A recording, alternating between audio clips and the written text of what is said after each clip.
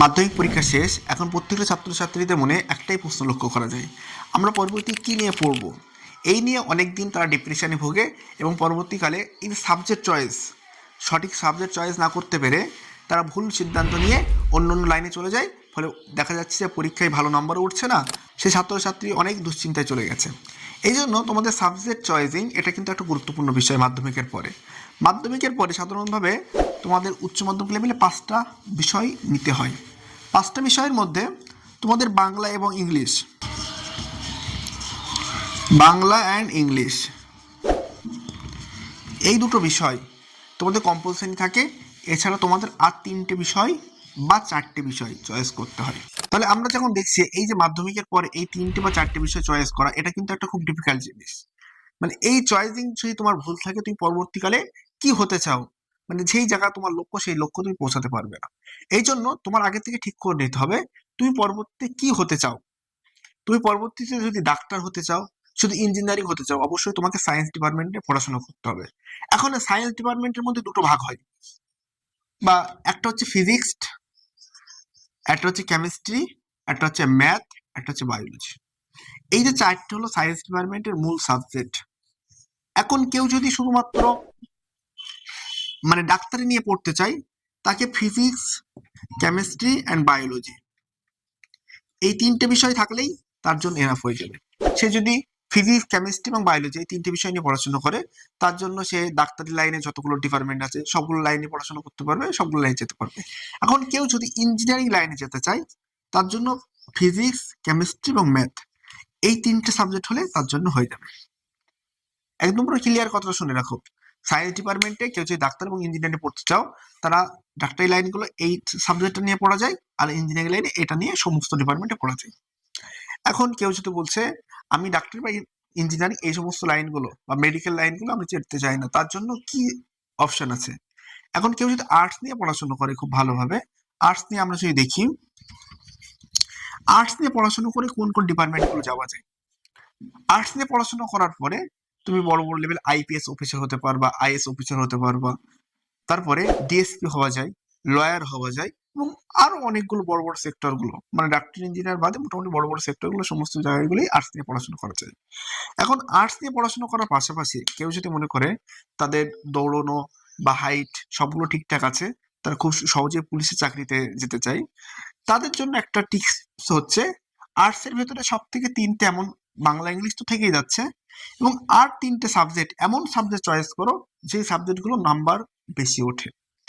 না, scoring subject কোনগুলো, arts এর অনেকগুলো সাবজেক্ট আছে, সেই সাবজেক্টের মধ্যে আমরা পরবর্তী একটা ভিডিও নিয়ে আসবো। সেখানে আমরা আর্টস এর কোন কোন বিষয়গুলো খুব দ্রুত নাম্বার ওঠে, অল্প পড়েও কিভাবে 70-80% নাম্বার পাওয়া যায়, সেই সমস্ত সাবজেক্ট নিয়ে আমরা কথা বলবো। তাহলে তোমার এখানে চয়েস হবে কি, এখানে 3টে বিষয় চয়েস করা, বা 4টে বিষয় তুমি যদি চয়েস করতে পারো, 3টে বিষয় হাই স্কোরিং ওঠে, সেই স্কোরিং সাবজেক্টগুলো চয়েস করো। পাশাপাশি তুমি মাধ্যমিক পরীক্ষা শেষ, এখন থেকেই তুমি লেগে যাও চাকরির পরীক্ষার প্রস্তুতির জন্য। চাকরির পরীক্ষার প্রস্তুতির জন্য তুমি এখন থেকে লেগে যাও। চাকরির পরীক্ষার প্রস্তুতির জন্য কি পড়তে হবে, তুমি যেহেতু পুলিশ লাইনে যেতে যাও, সেখানে অঙ্ক, reasoning, GK and GI,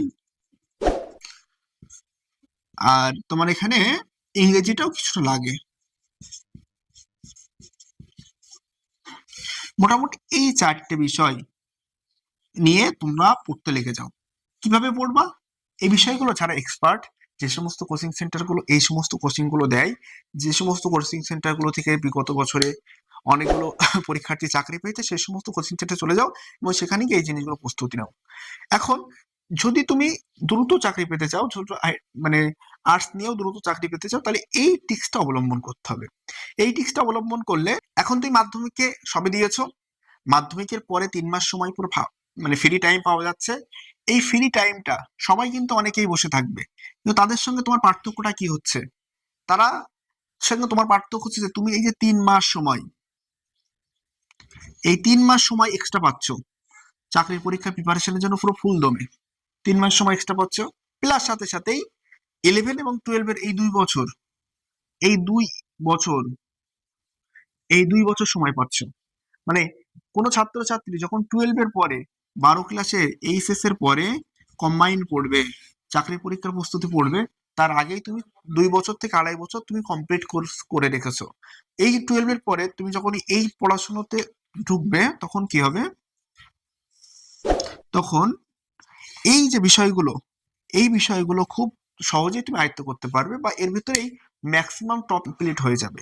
maximum topic যখন কমপ্লিট হয়ে যাবে তখন চাকরির পরীক্ষায় যে সমস্ত প্রশ্নগুলো আসে, যে সমস্ত পরীক্ষাগুলো হয়, সেই সমস্ত পরীক্ষার ক্ষেত্রে তুমি অনেকটাই সেই সমস্ত ছাত্রদের থেকে এগিয়ে থাকবে যারা তোমার থেকে আর 2 বছর বা 2.5 বছর পরে শুরু করবে।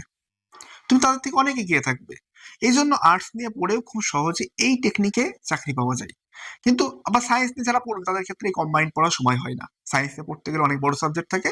কিন্তু তারা যদি এই যে সায়েন্সের এই বিষয়গুলো তোমাকে দেখে নিতে হবে তুমি পরবর্তীকালে কি হতে চাও। কেউ যদি বলে আমি ডাক্তার এবং ইঞ্জিনিয়ারিং হব, বা ফিজিক্স কেমিস্ট্রি ম্যাথ বায়োলজি এই সমস্ত 4টি সাবজেক্টের মধ্যে কেউ শিক্ষক হলো, তার জন্য এই লাইনটা বেস্ট, এই সায়েন্সের এই লাইনটা বেস্ট, তাদের জন্য সায়েন্সের এই সাইডের এই লাইনটা বেস্ট, সায়েন্সের এই লাইনটা বেস্ট। কিন্তু কেউ যদি বলে আমি না, আমি দ্রুত চাকরি পেতে পাবো, আমি সায়েন্সের এই বিষয়গুলো টানতে পারবো না, বা বা সায়েন্স নিয়ে পড়তে গেলে তোমাদের একটা জিনিস বলে রাখি, সায়েন্স নিয়ে পড়তে গেলে সায়েন্সের বইগুলো অনেক একটু একটু বেশি মোটা হয়। তোমাকে কনসেপ্ট নিয়ে এবং ভালোভাবে পড়তে হবে এবং বুঝে বুঝে পড়তে হবে, যাতে বোঝার ক্যাপাসিটি বেশি আছে। যারা সায়েন্সের এই বিষয়গুলো নিয়ে ভালোভাবে, আমরা সায়েন্সের বিষয়গুলো নিয়ে আমরা ডিটেলস আলোচনা করার চেষ্টা করবো পরে কোনো ভিডিওতে। এবং যারা এই সমস্ত বিষয়গুলো, এই 4টি সাবজেক্ট, যারা সায়েন্সের এই 4টি বিষয় সম্পর্কে টানতে পারে, তাদের জন্য এই বিষয় সায়েন্স বেটার। এখানে দেখা যাচ্ছে যে, আর কেউ যদি এখানে আরেকটা জিনিস বলে রাখে, এখানে এই যে 4টে সাবজেক্ট আছে, এই 4টে সাবজেক্টের মধ্যে 4টে সাবজেক্টই নিয়ে রাখে, তার মধ্যে একটা ফোর্থ সাবজেক্ট হচ্ছে, তাহলে সে ডাক্তার এবং ইঞ্জিনিয়ার সমস্ত লাইনে যেতে পারছে। আর কেউ যদি বলে না সায়েন্সের এই সাবজেক্টগুলো আমি টানতে পারবো না, আমি আর্টস নিয়ে পড়বো কিন্তু দ্রুত আমার চাকরি পাওয়ার ইচ্ছা, তার জন্য এই যে জিনিসটা, এই যে রোড ম্যাপ, এই রোড ম্যাপটা বেস্ট।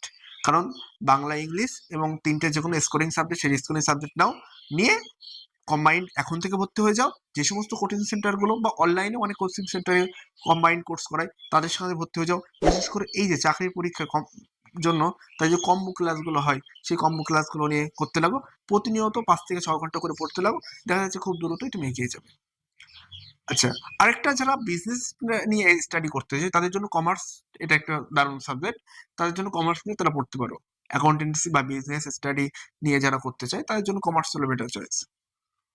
এই জন্য এই যে আমরা রোড ম্যাপ একটা দেখালাম, তুমি পরবর্তী কি হতে চাও এটা আগে ফার্স্টে ঠিক করো।